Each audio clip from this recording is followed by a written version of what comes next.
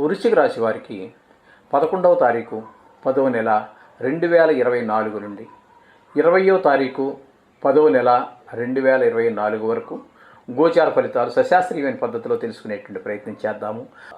వృశ్చిక రాశిలోనే శుక్రుడు ఒక 7 రోజులు సంచారం చేస్తూ ఉన్నారు.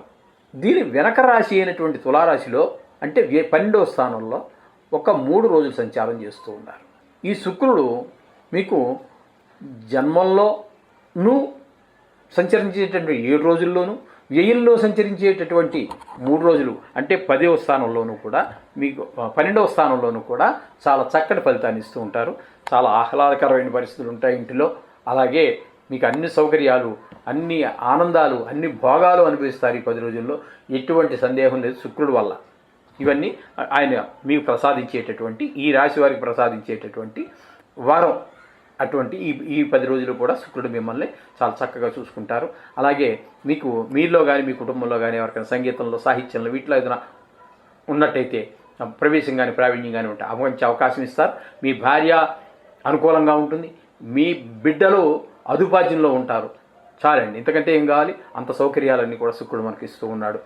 ఇకపోతే తృతీయంలో శనిగా మనం చెప్పుకోవాలి. రిట్రాగ్రేషన్ ద్వారా అంటే వక్రగతి ద్వారా 3వ స్థానంలో ఉన్నట్టుగా మనం శని గురించి చెప్పుకోవాలి.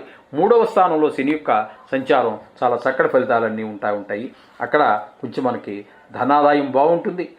అలాగే మనం ఏదైనా ఒక పనిని ప్రయత్నం చేశామంటే ఆ పనిలో విజయం సాధించి తీరుతాము. ఆ విధంగా శని యొక్క ప్రభావం మీకు ఆ విధంగా ఉంటుంది.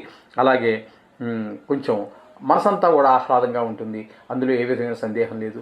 మీరు వృత్తి వ్యాపార స్థలాలలో కానీ, ఇంటి పక్కన కానీ అందరూ కూడా మీకు సహాయ సహకారాలు కూడా అందజేస్తూ ఉంటారు. ఏ పనిలోనైనా మనస వాచ కర్మ. అందుచేత ఈ శని యొక్క ప్రభావం 3వ స్థానంలో అంత బాగుంటుంది. ఇకపోతే 5వ స్థానంలో అంటే మీన రాశిలో రాహు యొక్క సంచారం జరుగుతోంది. మీనరాశిలో రాహు యొక్క సంచారం మాత్రము శుభ ఫలితములను ఇవ్వజాలదు. ఇక్కడ పిల్లలు కొంచెం చదువు మీద శ్రద్ధ తగ్గించటము, ఆటల మీద శ్రద్ధ పెంచుకోవటము ఈ విధంగా ఉంటుంది. అలాగే ధన వ్యయం, డబ్బులు ఖర్చు అయ్యేటువంటి అవకాశం ఉంటుంది. నీచజన సహవాసం అంటే నీచజనులు అంటే ప్రత్యేకించి ఎవరు ఉండరండి, మనుషులందరూ ఒకటే. కానీ వాళ్ళ అలవాట్లను బట్టి నీచజనులని ఉచ్చజనులని మనం అనుకుంటూ ఉంటాము. ఇక్కడ తాగుబోతులు అంటే కొంచెం తాగేవాళ్ళు, గుట్కాలు మింగేవాళ్ళు, కొంచెం సంఘ వ్యతిరేక కార్యక్రమాలకి పాల్పడేటటువంటి వారు ఎవరైతే ఉన్నారో, ఇతరులకు అపకారం చేసే, సంఘ వ్యతిరేక శక్తే కాదండి, ఇతరులకు అపకారం చేసేటటువంటి వాళ్ళు, ఇతరులు ఇది నుంచి కాజేయాలనుకునే దుర్బుద్ధి ఉండేటటువంటి వాళ్ళని, వీళ్ళందరినీ మనం దుష్టజనులుగా, మనం నీచజనులుగా మనం పిలువబడుతూ ఉంటారు. వాళ్ళతో కొంచెం తిరగవలసిన ప్రయత్నం వలసినట్టు ఈ పరిస్థితులు ఏర్పడుతూ ఉంటాయి. ఆ విధంగానే మీరు ఏదైనా పని ప్రారంభిస్తే కూడా ఈ రాహువు ఆ పనిని అవ్వకుండా అడ్డుపడేటువంటి అవకాశం ఉంటుంది. ఈ విధమైనటువంటి ఫలితాలన్నీ కూడా రాహువు పంచస్థానంలో ఉండటం వల్ల ఏర్పడేటటువంటి దుష్పరిణామాలు. ఇకపోతే 6వ స్థానంలో గురువు యొక్క సంచారంగా మనం చెప్పుకోవాలి.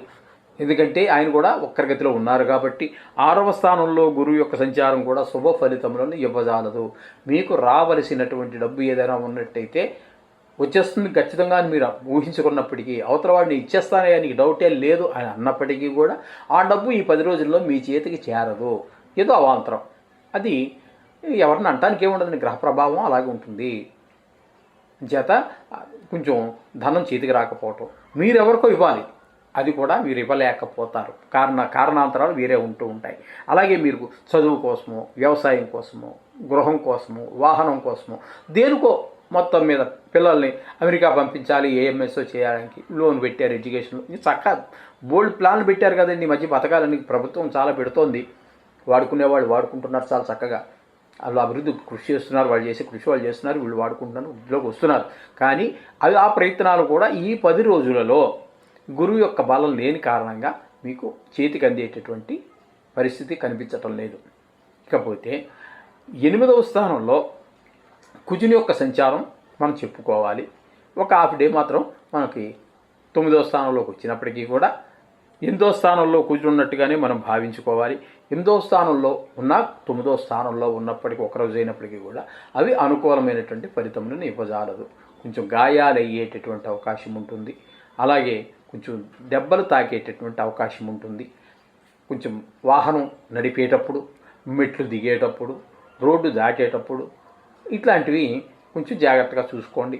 కొంచెం పెద్ద వయసు వారైతే ఒక్కరు కూడా ఈ హెవీ ట్రాఫిక్ ఉండేటటువంటి రోడ్లలో ఎక్కువ జనసంచారము వాహన సంచారము జరిగేటువంటి ప్రదేశాలలో మరొక మనిషిని తోడు తీసుకుని వెళ్ళండి. ఎందుకంటే ఇక్కడ కొంచెము 8వ స్థానంలో 9వ స్థానంలో కుజుడి యొక్క సంచారం ఆ విధమైన ఫలితాలన్నీ ఇస్తూ ఉంటుంది. ఇకపోతే ఏకాదశ స్థానంలో కేతువు ఉన్నారండి. కేతువు మాత్రం మీకు అద్భుతమైనటువంటి ఫలితాలన్నీ కూడా మీకు ఈ 11వ స్థానంలో వస్తారు. కొంచెం ధనాదాయం బాగుంటుంది. అలాగే దైవభక్తి నిలబడుతుంది. పురాణ శ్రవణం జరగడే అవకాశం ఉంటుంది. విచిత్రమైనటువంటి వస్తువులు కొనే అవకాశం కూడా ఉంటుంది. ఏదో గుళ్ళకి గోపురాలకు తిరిగే అవకాశం కూడా కనబడుతుంది. ఈ విధమైనటువంటి మంచి వాళ్ళ యొక్క సహవాసం, మంచివారితో తిరిగితే తిరగ్గా వాళ్ళ వాసన కొంతమంది మనకు అబ్బుతుంది. ఆ విధంగా మంచివారి యొక్క సహవాసం ఇవన్నీ కూడా మీకు ఈ కేతు వల్ల మీకు కలుగుతూ ఉంటాయి. ఇకపోతే రవి యొక్క సంచారం కూడా 11వ స్థానంలో ఒక 7 రోజులు, 12వ స్థానంలో ఒక 3 రోజులు జరుగుతుందండి. ఈ 11వ స్థానంలో ఉన్నటువంటి 7 రోజుల్లో మాత్రం రవి మీకు ఆరోగ్యము, ఐశ్వర్యము, ధన లాభము, పిల్లలు చదువులు అన్నీ అనుకూల ఆరోగ్యము, కుటుంబ సభ్యులందరూ ఆరోగ్యం అంతా చక్కగా ఉంటుంది. ఈ 3 రోజుల్లో 12లో ప్రవేశించి అంటే తులలో ప్రవేశించి ఒక 3 రోజుల సంచారం మాత్రం కొంచెం చిన్నపాటి ఇబ్బందులు కలిగించే అవకాశం ఉంటుంది. ఇకపోతే శుక్రుడు గురించి మనం చెప్పుకున్న మొదట్లోనే.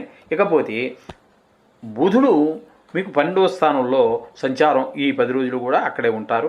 ఆ బుధుడు యొక్క సంచారం వల్ల మనకి ఇక్కడ వచ్చేటువంటి ఫలితం ఏ విధంగా ఉంటుంది అంటే కొంచెము ధన వ్యయము, మీరు వృత్తి వ్యాపారాలలో వెనకబడటము, తద్వారా ఆదాయం తగ్గటమే కాకుండా కొంచెము ధనం వ్యయం అవటం కూడా ఉంటుంది. ఇంకా కొన్ని సుఖాలు కొంచెం దూరం అయ్యేటువంటి అవకాశం ఉంటుంది. ఇంకా మన తెలివితేటలు కూడా ప్రదర్శించేటువంటి అవకాశం ఉండదు, ప్రదర్శించిన ఫలితం ఉండదు. ఈ విధమైనటువంటి అలాగే కొంచెం విద్యావంతులతో కూడా మనం సరిగా ఎప్పటి నుంచో మాకు పరిచయం ఉన్నా కూడా వారిని కూడా మనం కలవలేకపోతూ ఉంటాం. కొంచెం దుష్టజనులతోటే కొంచెం మనం తిరగవలసినటువంటి పరిస్థితులు కూడా ఉంటూ ఉంటాయి. ఈ విధమైనటువంటి అంటే కొంచెం కాస్త ఇంగిత జ్ఞానం లేనటువంటి వాళ్ళు కూడా ఉంటూ ఉంటారు. వాళ్ళతో కూడా తిరగాల్సి వస్తుంది. ఎందుకంటే బుద్ధి కారకుడు ఈయన అనుకూలంగా లేరు కాబట్టి కొంచెం ఇబ్బందికరమైన పరిస్థితులు ఉంటాయి. ఈ విధంగా మనం ఈ వృశ్చిక రాశి వారికి ఈ విధమైన ఫలితాలు ఈ వారంలో మనం చెప్పుకోవాలి. మనం నిత్యం చెప్పుకుంటున్నట్టుగానే నవగ్రహాలకు సంబంధించి ఏదైనా చెప్పుకోండి. కాకపోతే ఈ వారంలో మనం పరిహారంగా మనం ఏం చెప్పుకోబోతున్నాము అంటే మనం విష్ణు సహస్రనామంలో 64 నుంచి మీరు 72వ శ్లోకం వరకు చదువుకున్నట్టయితే ఖచ్చితంగా మీ యొక్క నక్షత్రం ఉంటుంది. కొంతమంది ఏం చేస్తారంటే జన్మ నక్షత్రం కూడా ఉండదండి వారికి. నా పేరును బట్టి మీ ఏదో గుళ్ళో పూజారి గారి దగ్గరికో లేకపోతే ఒక పురోహితుడి దగ్గరికో వెళ్ళి అయ్యా నా పేరు ఇది ఏ నక్షత్రంలోకి వస్తుందని అడుగుతారు. అంచేత వారు చెప్పిన దాన్ని బట్టి ఏ నక్షత్రమో తెలియదు, ఏ పాదమో తెలియదు. కాబట్టి వారు ఏం చేయాలంటే ఇక్కడ 64వ శ్లోకం నుంచి 72వ శ్లోకం వరకు కనుక మీరు చదువుకున్నట్టయితే మీకు ఖచ్చితంగా అందులో మీ నక్షత్రం మీ పాదం ఉంటుంది. తద్వారా మీకు ఆ ప్రతికూలంగా ఉన్నటువంటి ఆ రాశి మీకు అనుకూలంగా వచ్చేటువంటి అవకాశం కూడా చాలా ఉంటుంది. అదే కాకుండా మీకు బోనస్ ఏంటంటే విష్ణు సహస్రనామం అనేటటువంటి పరమ పవిత్రమైనటువంటిది. వేదాలు ఎంత పవిత్రమో, ఉపనిషత్తులు ఎంత పవిత్రమో, అష్టాదశ పురాణాలు ఎంత పవిత్రమో, భగవద్గీత ఎంత పవిత్రమో దానికి ఏ మాత్రము తీసిపోనటువంటిది మన విష్ణు సహస్రనామం. ఈ విధంగా చదువుకున్నట్టయితే మీరు చాలా చక్కటి ఫలితాలని, మంచి ఫలితాలతో పాటు మంచి దేవుడి యొక్క కృప కూడా మీ మీద కలుగుతుంది. మీ అనుభవంలోకే వస్తుంది. మంచి జరుగుతుంది. శుభం భూయాత్.